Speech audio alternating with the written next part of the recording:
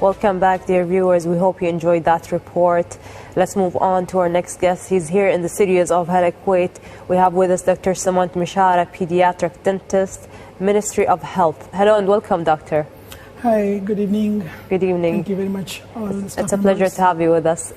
Doctor, we'd like to know more about a pediatric dentist, because we know you have a lot of difficulty facing with children, also as with teens. Excellent. Actually, this is a very nice question you raised. And this topic is very interesting to my heart. And our philosophy as a pediatric dentist is Auladak mithal auladi. Your baby is like my own baby. So we treat by this philosophy. We try to put our feet in the other shoes and see how much it hurts. So I will treat other babies as my own children to be treated. Very exactly. Nice. Okay. And this is a lot of challenges, but we take it as an opportunity. It's like a complete package. So we are dealing with kids under 6 years of age.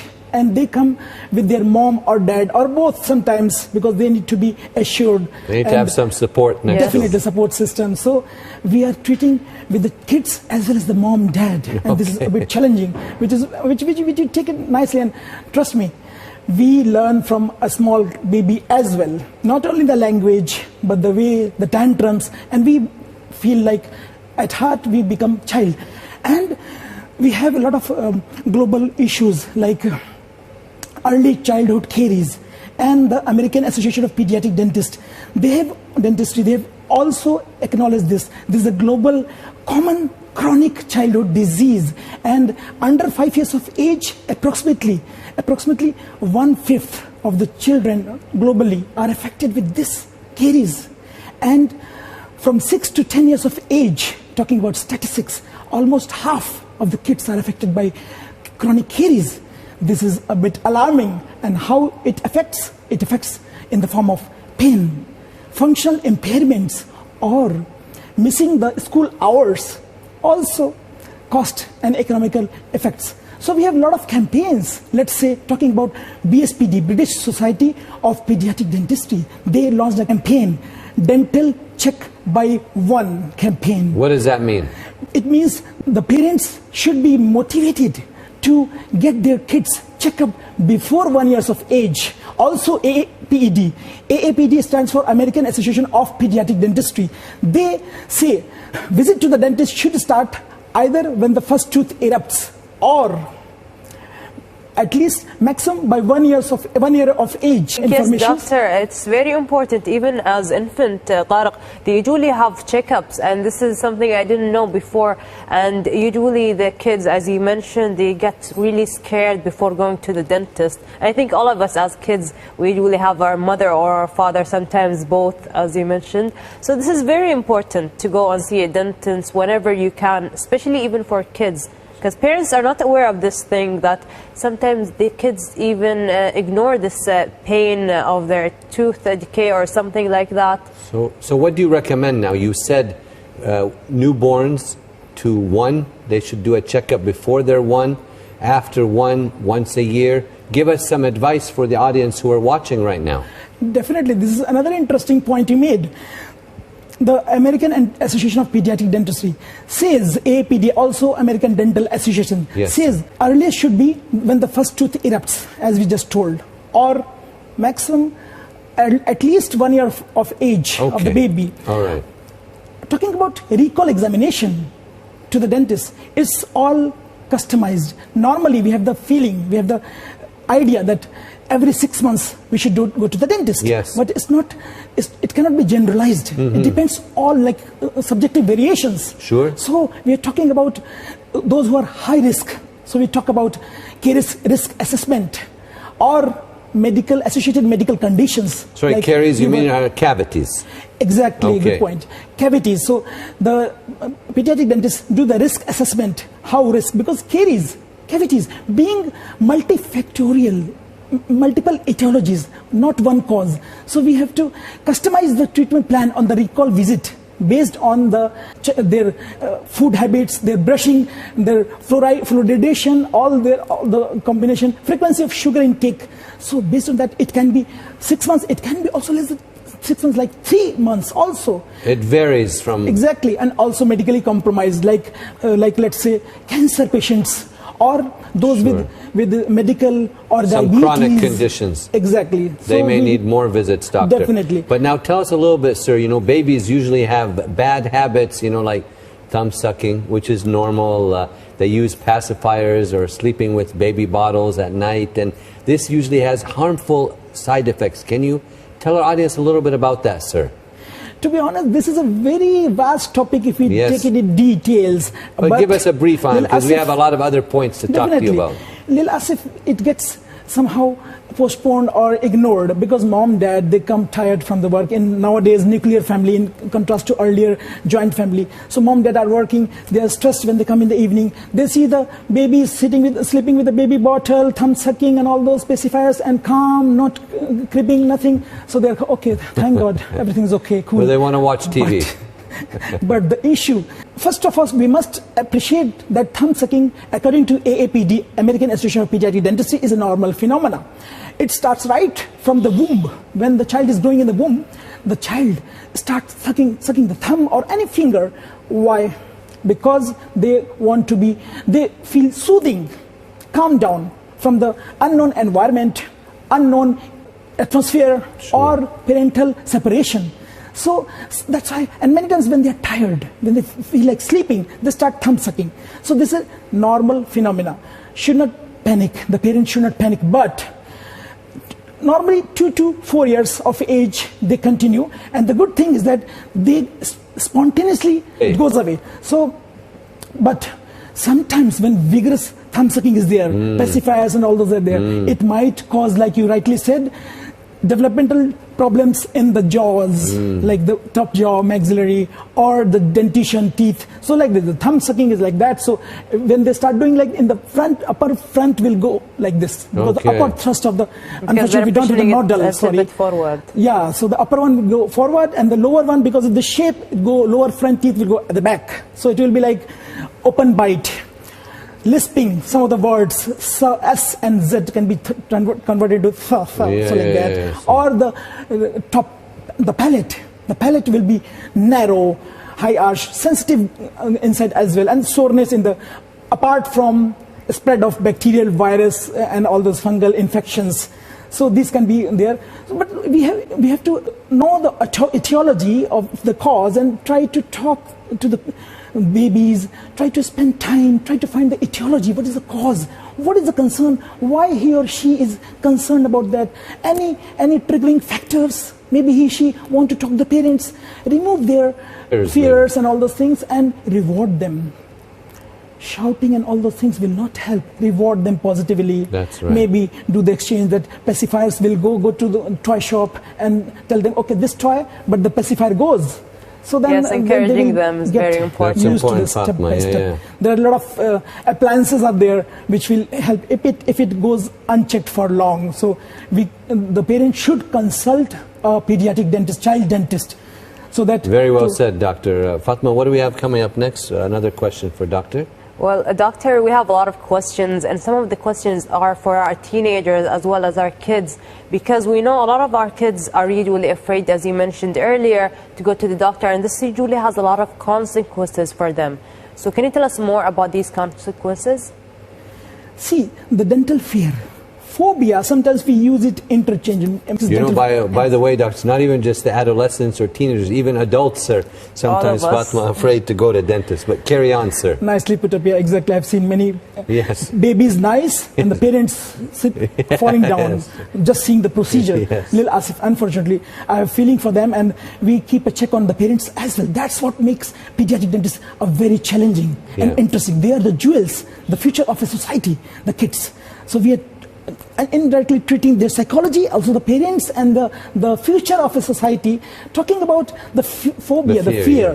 WHO, World Health Organization, has recognized this in the form of odontophobia. Odonto means dental, phobia means fear. So they have graded it based on the severity. So mild as dental anxiety, moderate and severe. Moderate as dental fear, severe as phobia, which is a bit challenging for the dentist normally to treat.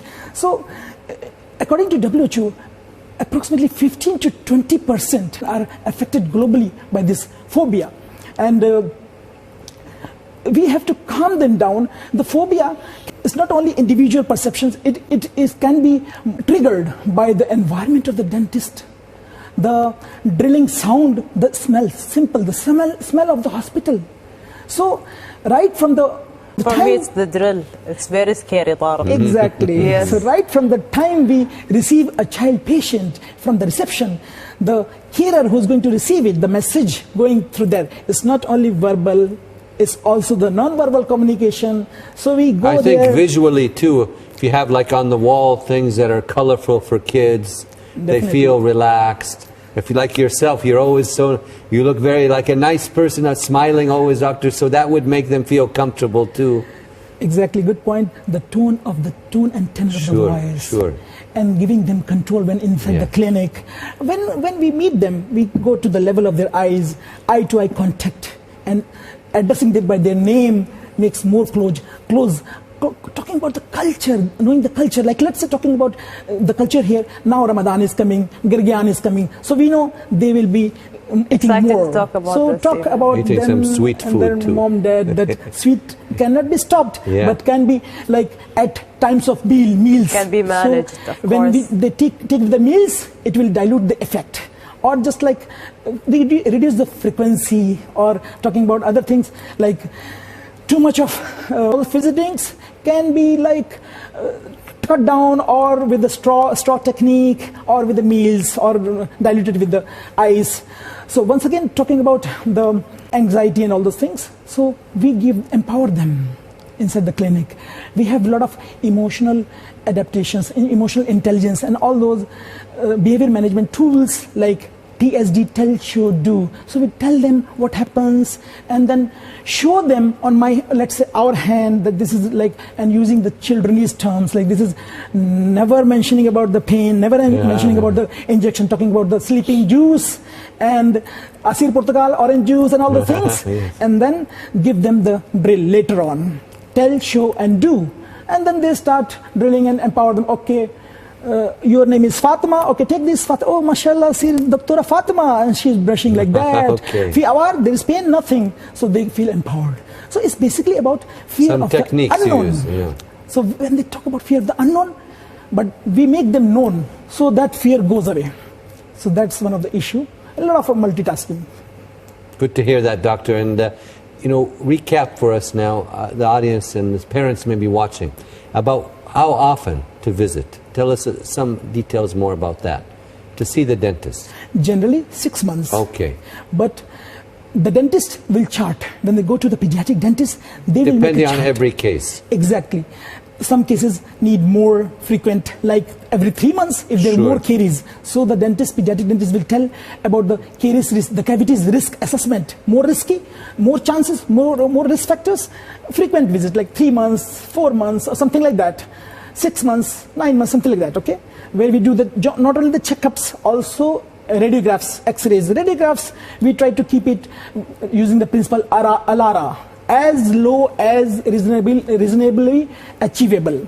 So not unnecessary x-ray radiographs, but when needed, okay? So all this, like one treatment doesn't fit all. So based on that, the pediatric dentist will devise a protocol for the kids, and based on that, the review examination will be like that only.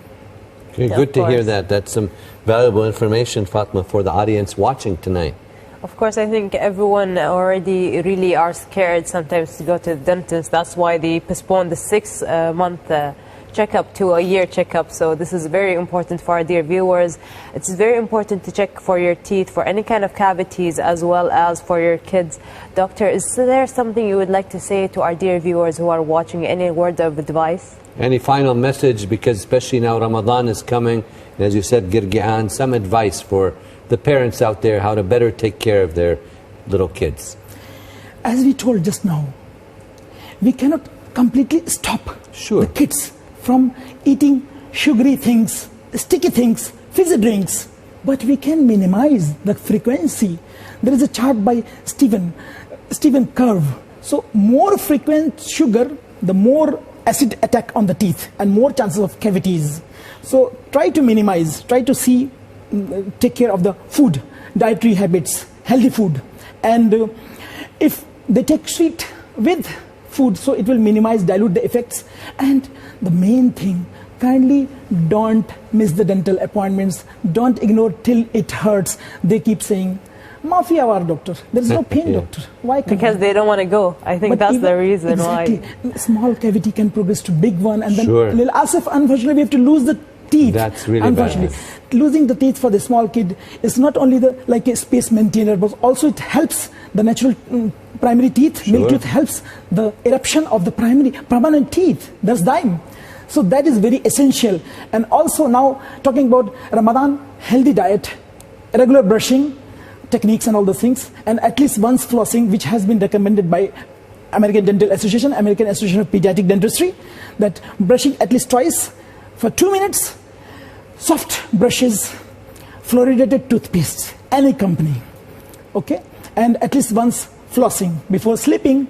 And thank you very much to your nice media personnel and doing active works and professional work and spreading good educational informations to all the globally, all our viewers, and also Ministry of Health and all the Corona warriors. You guys are also part of them, and you guys did wonderful, like sensible media, not sensational. So thank you very much. Thank you so much, and it's a pleasure to have you with us. We thank you so much for your time and for your valuable information. Pleasure and privilege is mine as well. Thank you. Thank you very much, sir, for your nice words, kind words also for the staff and everyone. And we also wish you and all your colleagues at the Ministry of Health the best of luck in your future endeavors. Thank you for joining us tonight. Thank you. Thank you very much. Wish you all the best. We'd like to thank our distinguished guest, Dr. Sumant, pediatric dentist at the Ministry of Health, for his time with us tonight right here on the program. Right now, Fatma, we're going to go on to our next report, and it's the report that Did You Know? So we'll both see now if we know. So stay tuned.